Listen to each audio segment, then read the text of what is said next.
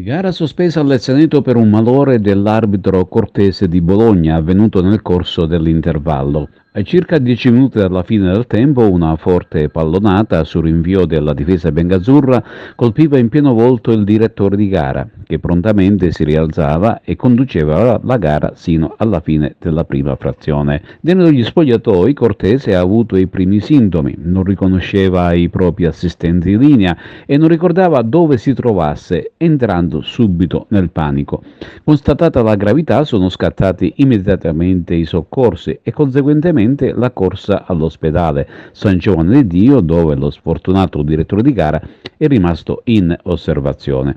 Si è concluso prematuramente l'atteso match del Seneto, che vedeva alla fine del primo tempo in vantaggio di 2 reti la compagine biancazzurra. Sino ad allora si era assistita ad una gara bella, veloce e ricca di spunti, grazie ad una migliore verve dell'Olimpica Acregas. Sin dai primi minuti i ragazzi di Giovanni Fassone applicano un pressing alto che metteva subito in difficoltà la compagine palermitana, che al quarto riuscivano ad andare in vantaggio grazie ad una conclusione ravvicinata di Sant'Angelo sugli sviluppi di un calcio d'angolo.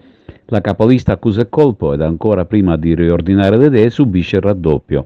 Non passano infatti 2 minuti che l'Olimpica Acregas raddoppia e Chiazzese va via dritto verso l'area avversaria, viene affrontata da un difensore avversario e cade appunto in piena aria.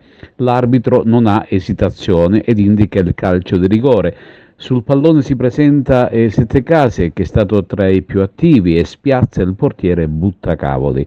Adesso c'è tanto tempo da giocare, ma a fare la partita è sempre l'Olimpica Acregas, che controlla agevolmente le sterile azioni del Don Carlo Misilmeri.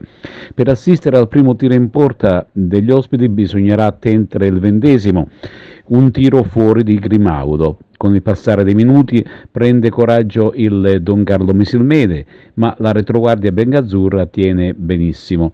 In una convulsa azione d'attacco, un rinvio forte della difesa di casa colpisce in pieno volto l'arbitro Cortese, che cade per un momento a terra, ma si rialza subito. Correva il 38° e al 43° annullava per fuorigioco un gol al Don Carlo Misilmede in conseguenza ad una deviazione del difensore Ortugno. Si recuperano 3 minuti e poi tutti dentro gli spogliatoi. Trascorre il tempo, inizia la grande attesa, poi la notizia del malore all'arbitro Cortese, che viene portata al locale pronto soccorso. Gara sospesa e rinviata a data da destinarsi. Si dovrà iniziare dallo 0-0, ma oggi è importante sapere che non ci sono state conseguenze fisiche per il giovane arbitro Cortese arrivato appositamente da Bologna.